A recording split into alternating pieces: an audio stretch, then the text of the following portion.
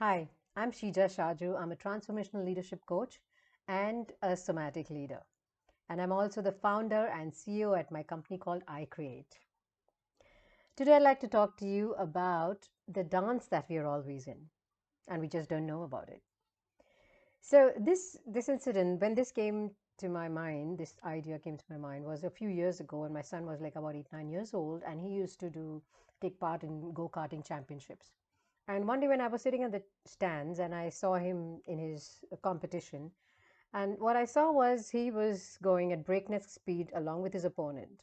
And his opponent is here and he's here, my son, and my son started accelerating and he went ahead and he tried to overtake. And when he went like this, his opponent moved back. All right, can you see this happening? This is the same thing that happens on the roads, right? When you're riding, you're driving, you are on this side of the road and you want to go this side. What do? You put on an indicator and you start going this side.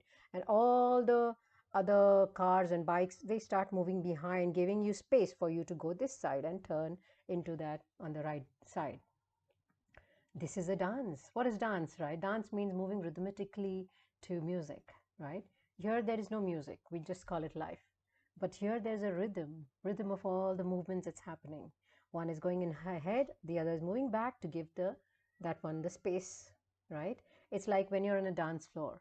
You're moving together, right? That synchronous movement, that person and you is important for two people to dance together, right?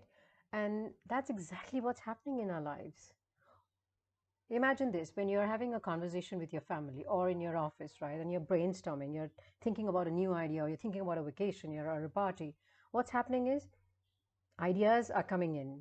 One idea, the other idea adds on to it, and the energy and the tempo of that space increases. It becomes high, and then someone else adds in another idea. We can do this also, and then it becomes even more. So, what's happening? There's a synchronous dance going on there, and there is so much productivity happening. There is so much life that is being experienced there, right? Now, imagine this situation where there is a fight happening, all right? And what's the fight about? I'm sorry, there is a train passing by. I live next to a train line, so please, sorry about that. There it goes again.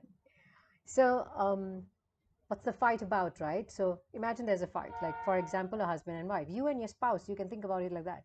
You and your children, you and your client, you and your boss, you and your colleague, anybody, right? And what is happening there? Someone is saying something, the other one is saying something which is uh, not reaching you the way you would like it to, right? So you're not liking this person's conversation. So there's anger here, and you would like to talk more about it. And then this person starts talking more about it. So there is asynchronous, it's not going together. The energy is really flawed out here, right?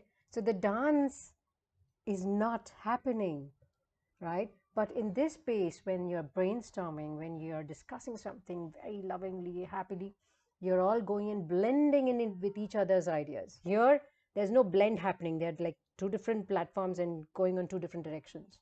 What's happening in two places?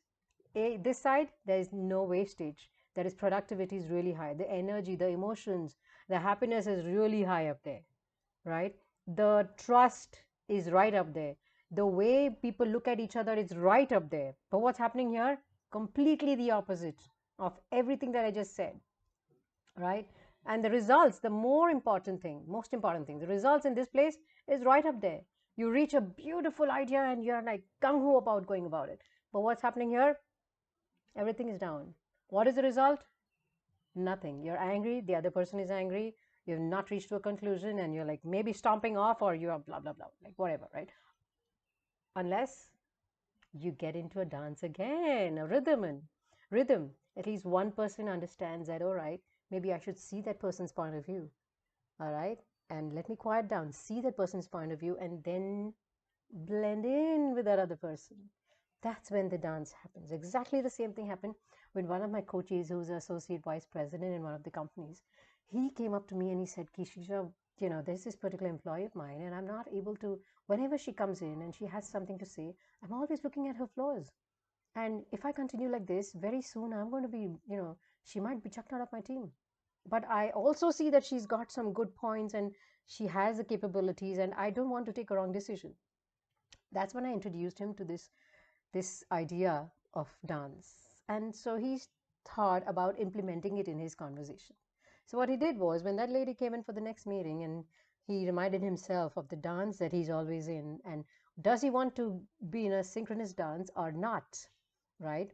So as soon as the lady started talking, he started having his old pattern of habits coming back in, where he started thinking about, she must be going in that direction. She has all of this. She's inefficient and blah blah blah. Whatever his pattern of thinking about her was, and that's when he stopped himself and said, "No, I know she also has good points, and I want to dance with her.